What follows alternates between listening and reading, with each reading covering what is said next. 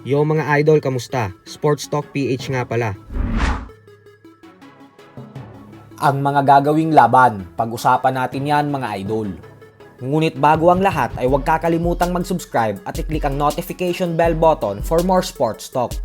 So isang napakagandang balita nga po para sa ating mga Pinoy boxing fans. Ito po ay dahil ang chairman ng General Entertainment Authority na si Turki Al-Shiki ng Saudi Arabia ay sinabing gagawin niya umano ang mga bigating mega showdown sa pagitan ng dalawang bigating knockout artist ng boxing ngayon na si undefeated 3 Division Champion Gervonta Tank Davis at ng current pound for pound king undisputed super bantamweight world champion Japanese monster na Oya Inoue. Ayon kay Al-Shiki ay kung magkasundo umano si Inoue at Davis sa tamang timbang, ay agad niya umanong gagawin ang bakbakan na ito.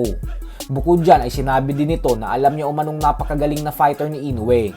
Subalit nanghihinayang daw siya dito gawa ng sa Japan lang ito lumalaban. Kaya naman sana umano ay pumayag si Inoue na lumaban sa labas ng bansa nito. Nang sa ganun umano ay makita din ng buong mundo ang galing at talento nito pagdating sa sports ng suntukan.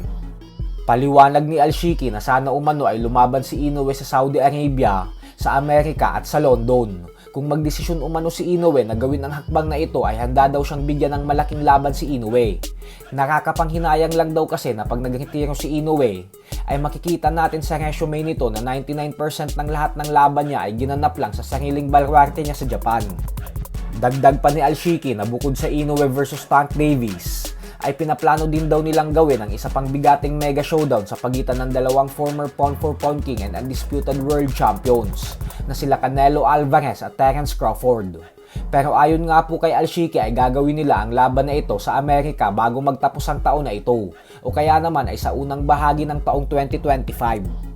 Para naman po sa mga hindi nakakaalam ay si Al-Shiki po talaga ang bumubuhay at nagbibigay ng magagandang laban sa mundo ng boxing ngayon.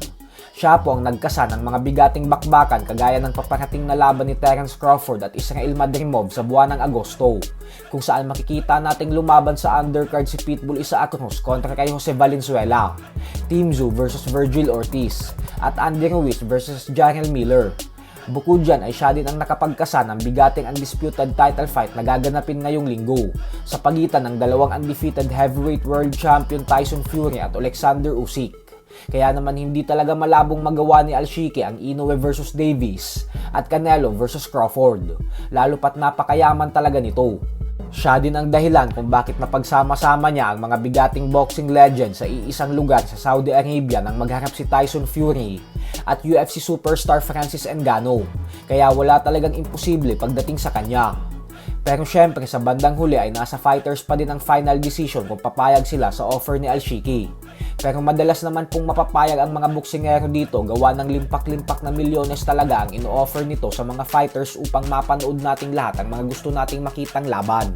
So hanggang dito na lang po muna tayo mga idol.